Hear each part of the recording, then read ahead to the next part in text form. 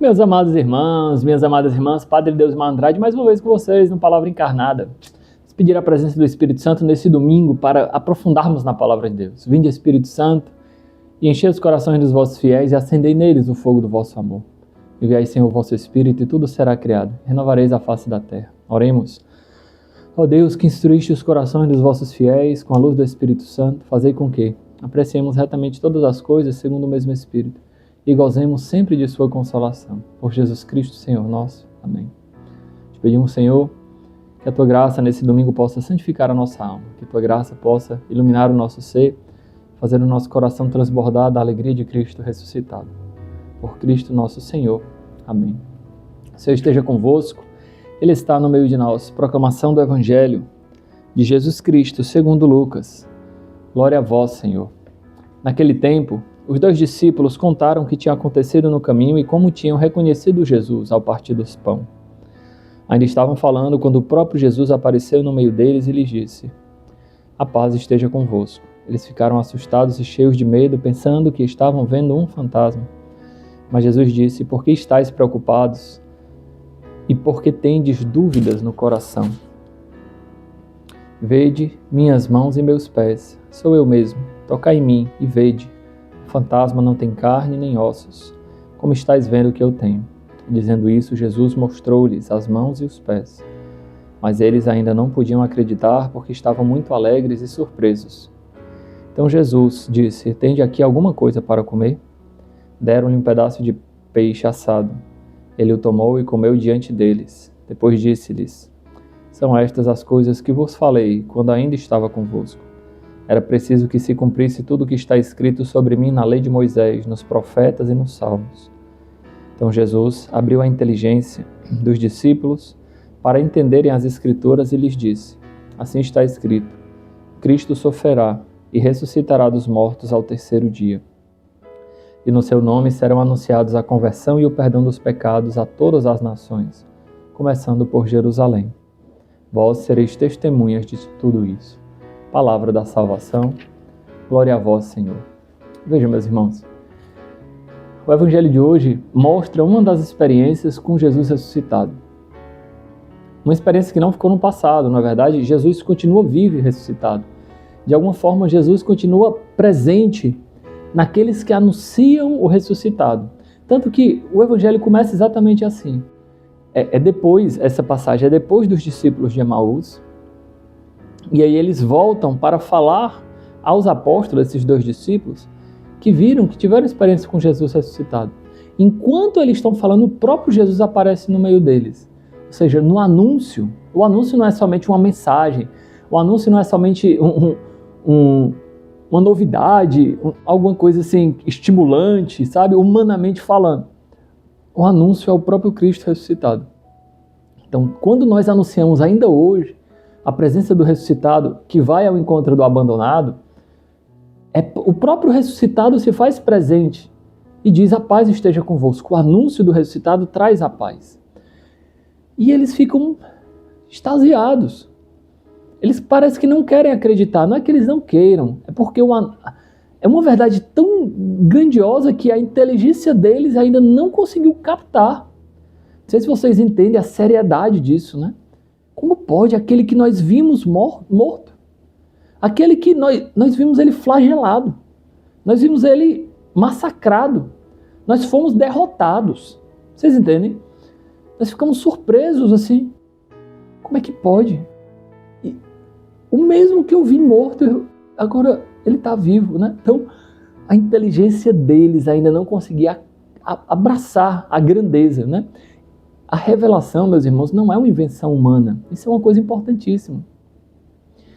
Porque é uma coisa tão extraordinária que se um homem fosse inventar, ele tinha que ser um louco. Vocês compreendem? Dizer que Deus é eterno e todo-poderoso, por exemplo, se faz pão é uma loucura humana, humanamente falando. Mas é exatamente isso, que é loucura para os homens e para nós é obra de salvação.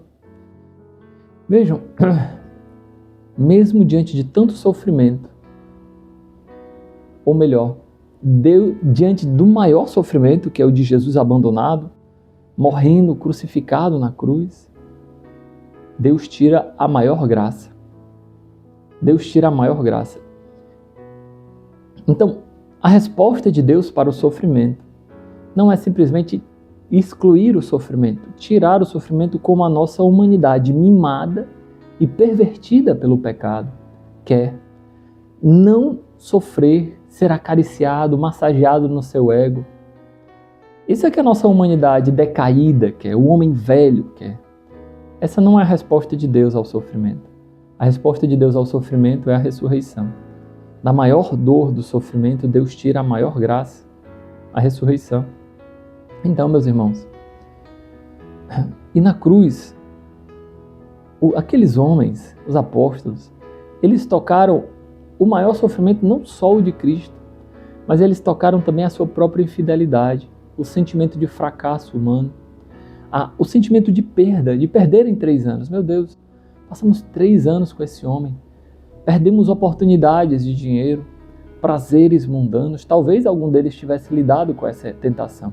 Também nós, que muitas vezes abraçamos a vida consagrada, né? Os missionários, os irmãos missionários, talvez caiam também nessa tentação do fracasso.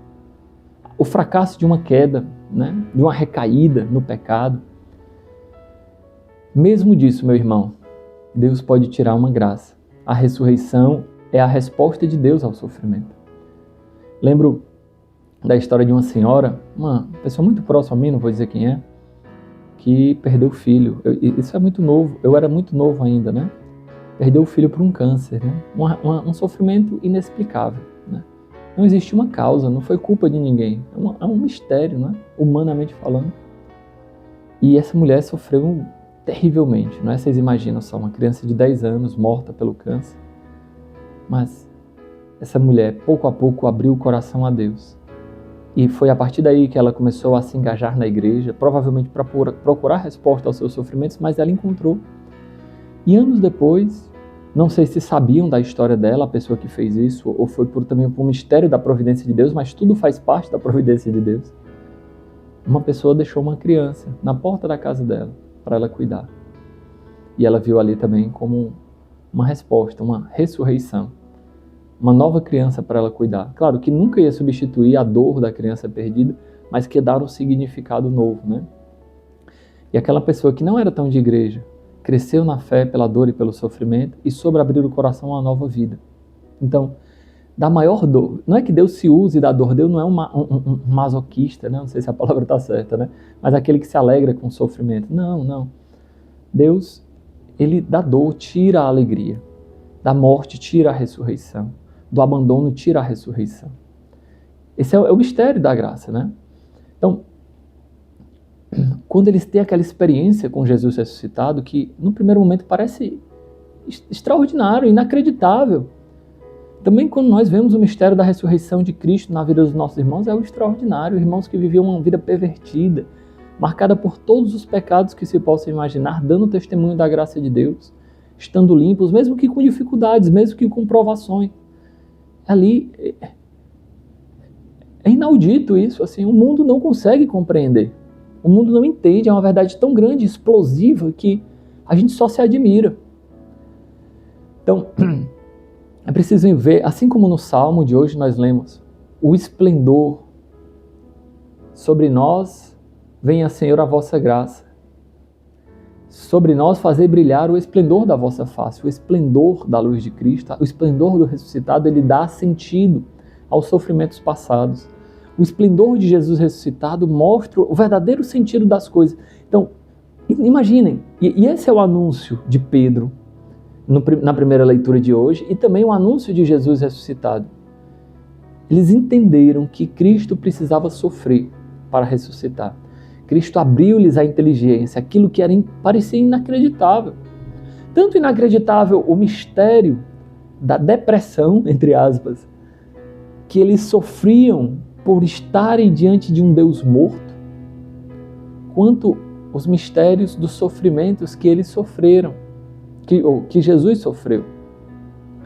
Então, o esplendor do ressuscitado dá significado, dá sentido a tudo isso. Sobre nós venha, Senhor, a vossa graça, na mesma forma que em vós nós confiamos, diz o Salmo, né? Eu tranquilo vou deitar-me e logo adormeço. É Jesus que desce ao sono da morte.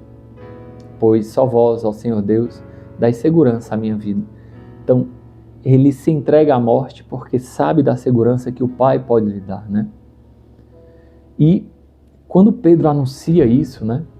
Anuncia o mistério do crucificado, o mistério do abandonado, que vós matastes, vós rejeitastes o Senhor da glória, ele fala na primeira leitura, ele fala, olha, eu sei que vocês agiram assim por ignorância, assim, repetindo de alguma forma as palavras de Cristo na cruz, Pai, perdoai-lhes, porque eles não sabem o que fazem.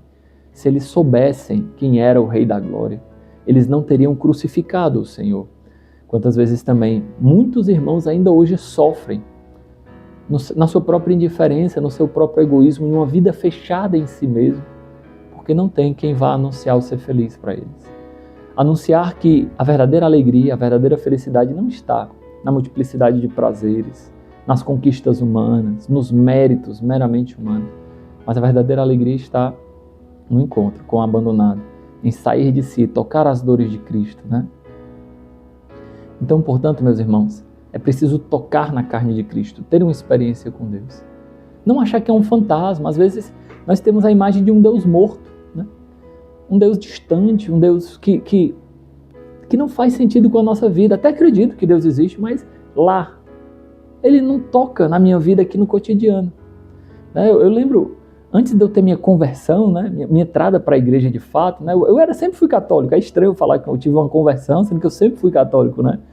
Mas é porque antes a concepção que eu tinha, não intelectual, não era uma coisa que eu refletisse, meditasse, não era isso assim, mas eu vivia como se Deus não existisse, entende?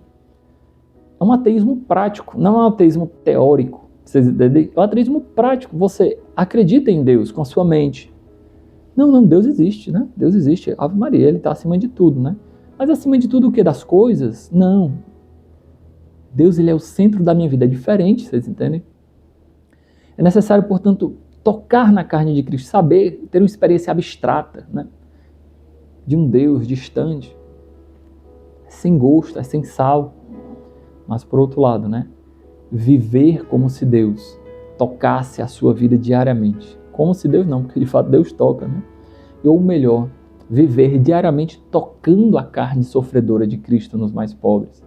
Essa experiência de tocar, de ser o toque do ressuscitado, assim como o ressuscitado tocou, os apóstolos tocaram, né? Tiveram esse toque de ressurreição na carne de Cristo.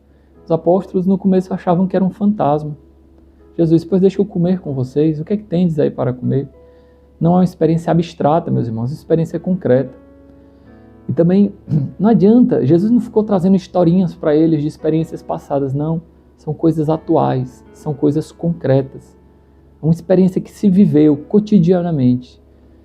Portanto, muitas vezes esse nosso costume, esse comodismo do costume de ser a mesmice, às vezes ela se coloca acima dos mandamentos de Deus, acima da graça de Deus. Um catolicismo cultural, né? Não, mas um comodismo, né? Viver na minha comunidade, na minha comodidade, na minha bolha.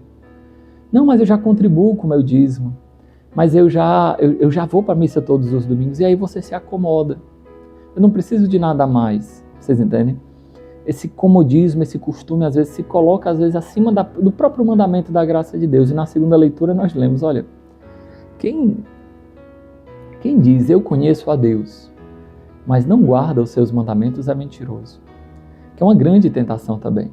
Uma grande tentação até mesmo para nós dentro do carisma, de reduzir a vivência da santidade a determinadas práticas. E que não são os mandamentos. Às vezes, porque sirvo demais, porque faço muitas coisas, né? O fazer. Aí eu acho que eu já sou santo. Eu acho que eu não preciso de me confessar. Eu me acomodo. Não. Aí eu boto numa balança, né? Olha, eu tenho esses pecados aqui, né? Eu sou infiel com minha esposa, né? Eu sou bruto com os meus funcionários, eu sou desonesto. Eu sou um cara que pratica umas iniquidades aqui ou ali. Mas por outro lado também eu ajudo muito, eu sirvo muito. Então eu acho que na balança eu estou ok. Meus irmãos, Deus não trabalha matematicamente com a gente. Não é compensar na ponta do papel o cálculo, né? Não é isso, sabe? É ser todo de Deus. Não comungar, não compactuar com o pecado. viver na graça. Viver nos mandamentos não é outra coisa do que viver na graça. E não existe nada mais forte, nada mais poderoso do que viver na graça de Deus. E viver a graça de Deus é ser amigo de Deus. Não adianta nós vivermos nessa religiosidade paralela, né? Com algumas práticas, mas que é paralela à minha vida, não toca, não é a minha vida, vocês entendem? Nós não podemos nos relacionar com Deus como nos relacionamos com o morto, cheio de memórias, cheio de histórias passadas, mas sem atualidade, sem ter tocar diariamente na carne de Jesus ressuscitado. Peçamos a Deus, meus irmãos, minhas irmãs, a graça de a gente ter a coragem e a ousadia de Pedro, de vacilante que era nos evangelhos, de ter negado Jesus para se tornar um homem que anuncia com a vida a ressurreição de Cristo, com parresia, com ardor. Que Deus nos dê a graça também de anunciar o ser feliz. Nós estamos no meio do mês. Infelizmente deixamos sempre para o final para ir atrás. Não, corramos hoje. Corramos hoje para anunciar o ser feliz. Peçamos a Deus essa graça. Glória ao Pai, ao Filho e ao Espírito Santo, como era no princípio, agora e sempre. Amém. Senhor esteja convosco. Ele está no meio de nós. Abençoe-vos, Deus Todo-Poderoso, Pai, Filho e Espírito Santo. Amém.